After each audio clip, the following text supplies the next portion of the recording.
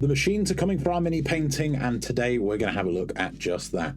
My name is Mike Moans, I've been Twitch streaming, and today I got this parcel. And I just wanted to show you in more detail. What you're going to see here is the first sprues of the caves. We're going to see painted sprues of the Dwarven Mines, and these 6 variations of the Abomination Vaults. The reason these are so interesting is these have all been painted by machine using Archon Studio's brand new Prismacast technology. Before I continue, I need to point out that these 6 sprues are currently experimental and not due for retail release, while Dwarven Mines are released tomorrow. So on the Archon Studio blog, they shared with us the technology behind Prismacast, and they basically said it is a human who programs the machine, they set the artwork, the colours and the such, and the machine just replicates it 1,000 times. I want to be very crystal clear here, this is not AI, this is using machine as a tool, very similar to the way an artist would use an airbrush. Before I go into depth about the painted examples, let's have a look at the raw sprues. The Kickstarter launches on the 12th of March, and this element here is the core focus of the campaign. Featuring 3 core sets and 9 sub-themes, there is plenty of options, and for the first time you can now get pre-painted with this Prismacast technology. So I'm going to very quickly show you the rest of these cave pieces, then we're going to move on looking at the Dwarven Mine and the Abomination Vaults. Both of the sets are currently available unpainted, with the Dwarven Mines coming out in Prismacast tomorrow. As for these cave pieces, they are only going to be available as part of the GameFound campaign launching on the 12th of March. For anybody seeking more information about the Caves project generally, please do tune in to the Archon Studio Lives Ask Me Anything on YouTube. With the launch of these caves, we have our very first angular corners, which is going to allow us to create more rounded and natural shaped caves. You can see these parts here, these wall sections, do come in 2 halves. These will need to be bonded with poly cement, and with the wide surface area, they will form a really strong bond. Also, while handling this set, watch out for this spiky boy. I've stabbed myself so many times, it's only been a few hours. As with all multi-part Archon Studio kits, the parts are clearly labelled with these numbers and little arrows, and there will be digital instructions online. For the next week, I'm going to be painting these caves, as well as showing off some more things from the Dungeons & Lasers brand, so spin by the stream on twitch.tv/MikeMoans for an extra sneaky peek. Just a reminder that these 6 sprues from the Abomination Vault are samplers. These are showing the different variations and different skills that can be applied using the technology. These are not confirmed to be what are coming to retail, these are just out in the wild for reviewers' copies. So thank you very much to the Archon Studio team for selecting me to be one of those people. One of the main features of these Prismacast models is that they've changed the base plastic to match the colour of the theme. So if the models are going to be mostly green, we get a green base plastic as seen here. While all 6 of these are going to be slightly different, with things like green smudges, blood stains and different lighting effects, they do seemingly fit mostly the same colouring. For example, I would be very happy using all 6 of these double floorings in the same build. They don't seem out of place, they've all got nice little details, and it feels like a very natural flowing dungeon. With some massacres, or happy little accidents, depending on how you see it. When placed side by side, it's very easy to see the slight changes in the lighting. The OSL on these kind of Illithidian faces shows so vibrantly against the green-grey. The blood effect's obviously very potent, and it's the small details like the grime around the bars that does captivate me. I've painted hundreds of hours of these dungeon tiles already, and it's the tiny details that bring me the most joy. As we saw with the tiny blood-stained hand earlier, there is an incredible attention to detail and a very fine precision from the technology.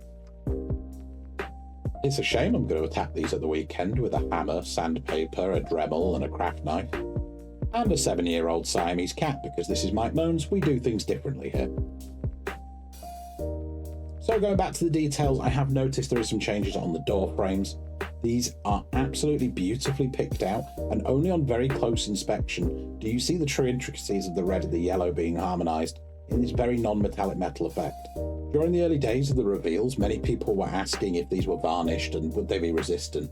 I can tell just from holding them, there is a very solid top coat on them. It's a slightly glossy varnish, but they don't tend to last long, dulling over natural wear and tear and usage, but will that be true for Prismacast? Only time will tell. Again, in the upcoming days and weeks, I will be painting these myself and doing a Mike versus machine comparison. I do have the unpainted cave sets, as you've already seen. I already have my own set of unpainted Abomination Vaults I've been desperate to catch up on, and I do have another set of the Dwarven Mines to get through as well. For anybody new to the channel, it may be easy to miss my dungeon tile shorts. I have done tutorials on painting many different types of stone and a fair few products in the Dungeons and Lasers line. My current favourite is working with the Too Thin Coats paint to take from a terracotta through to a really nice tan and ivory colouring. Once again, going through these tiles, I am absolutely captivated by the glow effect, this evil eye we've got going on here, from the bright ivories and whites into this wonderful green turquoise. It's gorgeous. I don't airbrush personally because I work so closely with an animal by my side, so I can't replicate this without brush strokes. And here is my first warning sign that there may be an issue with Prismacast. Anyway, we'll come back to that later when I take them all off the sprue because it's not truly visible right now. As I mentioned, the current Dwarven Mine set is available now for only £40.50, and the new Prismacast comes out on the 8th of March and is about a 50% markup.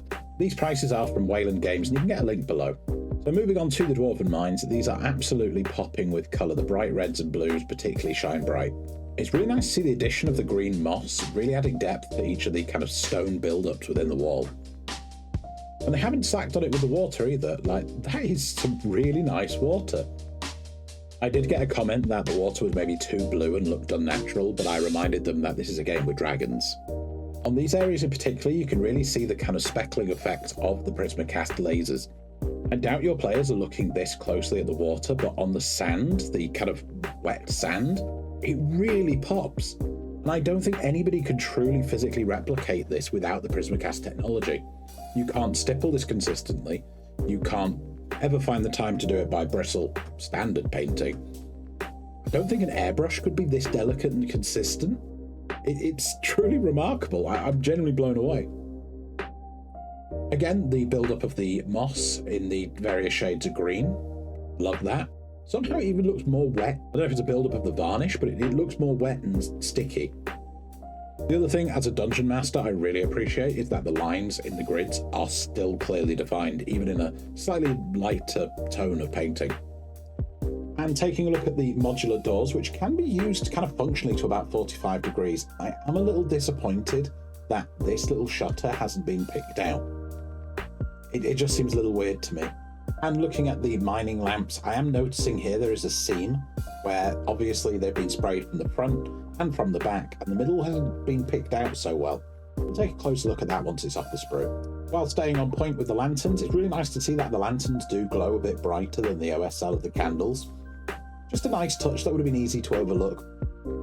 Saying that, I am already impressed with all the glowing effects of this model. Again, going back to this just steals my heart. I did spend 4 days last week painting the Warlock Altar set, and I really wish I had glow like that. Not to do a disservice, I do want to come back to having a look at this little tiny hand.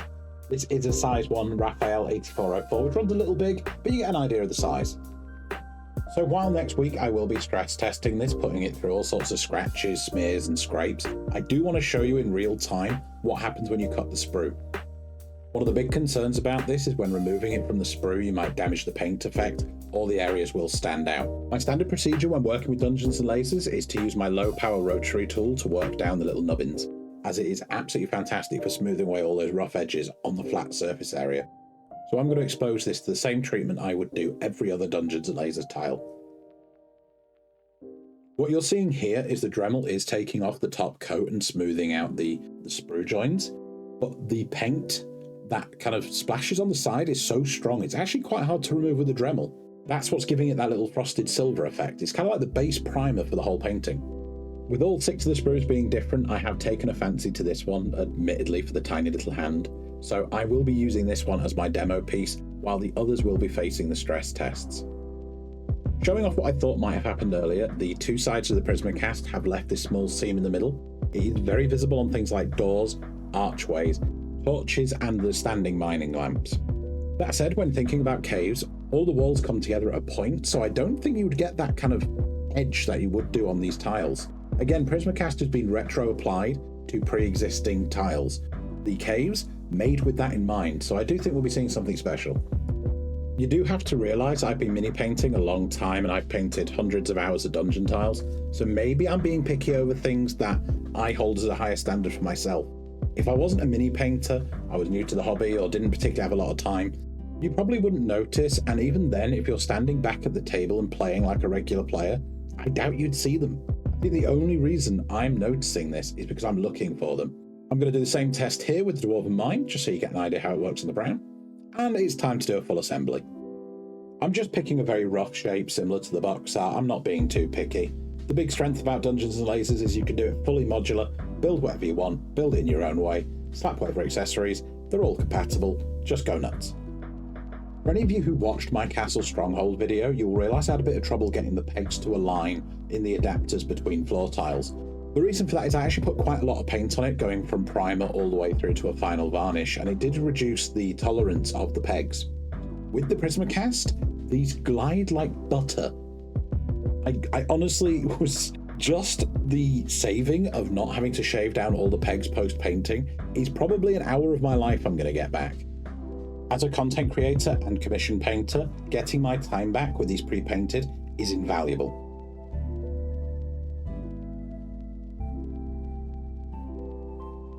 I do have to draw attention to this. As a mini painter, I will not leave these edges like this. I would probably want to repaint or top up these mining lanterns. One of the first tests I want to apply next week is to see how well these Prismacast models take new paint. I'm currently collecting ideas from you guys on what to do to these tiles to stress test them. If you do have any ideas, please put them in the comments. I will be testing to see how well they take new paint, including a wash on the water, including a repaint of these torches. I'm going to see if they need sanding, a stripper, a strong primer, as in a paint stripper. I feel I should clarify that knowing my Twitch community. I am currently halfway through editing another video based on a Dungeons & Lasers project, so hit the subscribe button to keep an eye out for that one coming very soon. Why is it always at the end of these videos, after I've done all the editing and the building, that I find I've missed a bit of sanding? Every time. As impressive as this is, we also have the Abomination bolts to show off. Now, I have only built one small bit of it, but it's not the size of it, it's how you show it off on the internet to strangers. Once again, it is silky smooth putting it together, far better than any of the hand-painted ones I've done. It's also really nice to use the little amenities, like the little torches. I kind of forget about them a lot in my games. I don't think I've even painted many of them. We do talk about how the plastic has been used to kind of cover up any sanding you do with the pegs. I'm zooming out here to show you what it looks like from the benefit of a player watching at the table, rather than somebody observing close up. This is our first look at the Dungeons & Lasers Caves campaign. All the information you need will be in the description below and the comments. Once again, I thank Archon Studio for this opportunity to be one of the first people to have my hands on the Caves campaign. Please do make sure you sign up early, as you do get a free gelatinous cube, which I'll be showing in my next video. Thank you all for joining, and thank you for all the support you've given me recently. You lovely beings, you.